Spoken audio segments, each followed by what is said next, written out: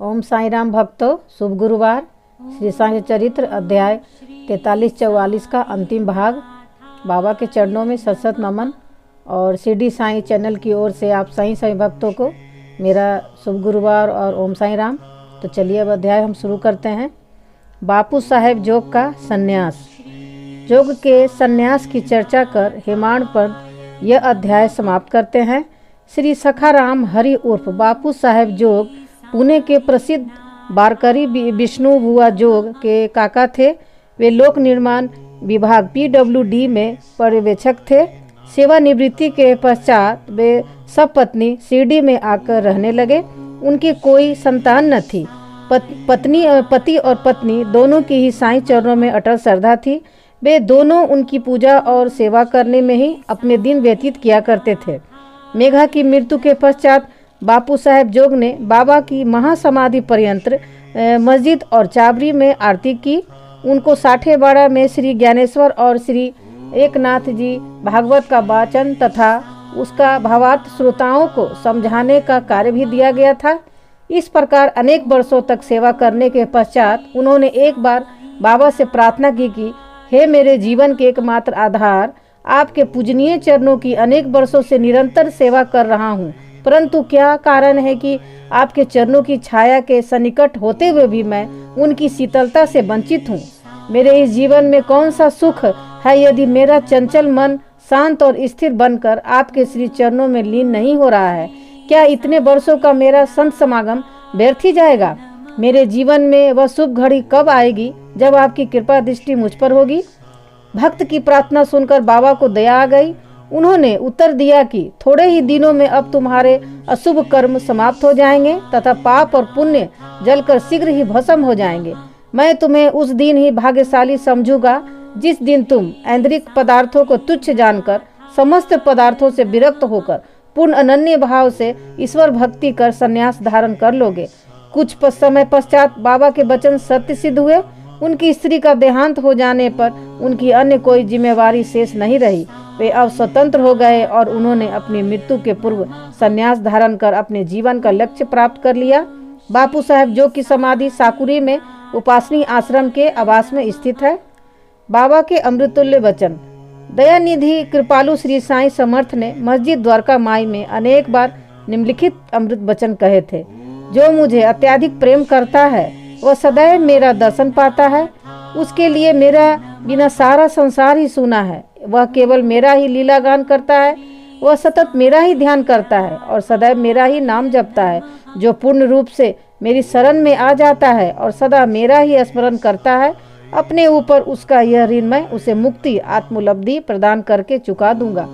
जो मेरा ही चिंतन करता है और मेरा प्रेम ही जिसकी भूख प्यास है और जो पहले मुझे अर्पित किए हुए बिना कुछ भी नहीं खाता, मैं उसके अधीन हूँ। जो इस प्रकार मेरी शरण में आता है वह मुझे मिलकर उसी तरह एकाकार हो जाता है जिस तरह नदियाँ समुद्र से मिलकर तदाकार हो जाती हैं। अतएव महत्ता और अहंकार का सर्वथा परित्याग करके तुम्हें मेरे प्रति जो तुम्हारे हृदय में आसीन है पूर्ण रूप से समर्पित हो जाना चाहिए। यह मैं कौन है? श्री साईं बाबा ने अनेक बार समझाया है कि यह मैं कौन है। इस मैं को ढूंढने के लिए अधिक दूर जाने की आवश्यकता नहीं है। तुम्हारे नाम और आकार से परे मैं तुम्हारे अंतःकरण और समस्त प्राणियों में चैतन्य घन स्वरूप में विद्यमान हूँ और यही मैं का स्वरूप है। ऐसा समझकर तुम अपने तथा समस्त प्राणियों में मेरा ही दर्शन करो। यदि तुम इसका नित्य प्रति अभ्यास करते रहोगे तो तुम्हें मेरी सर्वव्यापकता का अनुभव शीघ्र हो जाएगा और मेरे साथ अभिन्नता प्राप्त हो जाएगी। अतः हेमाड़ पंत पाठकों को नमन कर उनसे प्रेम और आदर पूर्वक विनम्र प्रार्थना करते हैं कि उन्हें समस्त देवताओं, संतों और भक्तों का आदर करना चाहिए।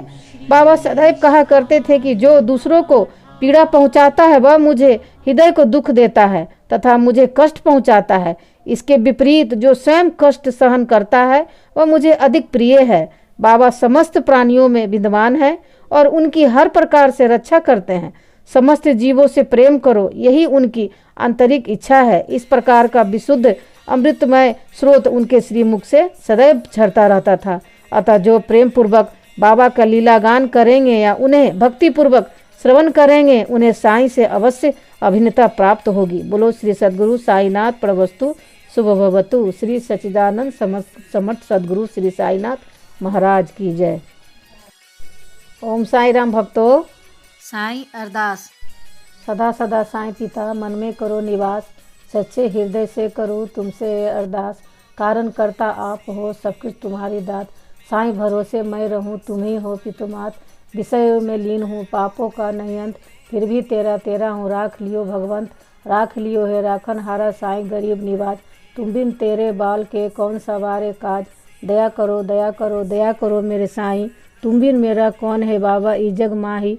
मैं तो कुछ भी हूँ नहीं सब कुछ तुम ही हो नाथ, बच्चों के सर्वस्व प्रभु सदा सदा रहो मेरे साथ। ओम साई राम।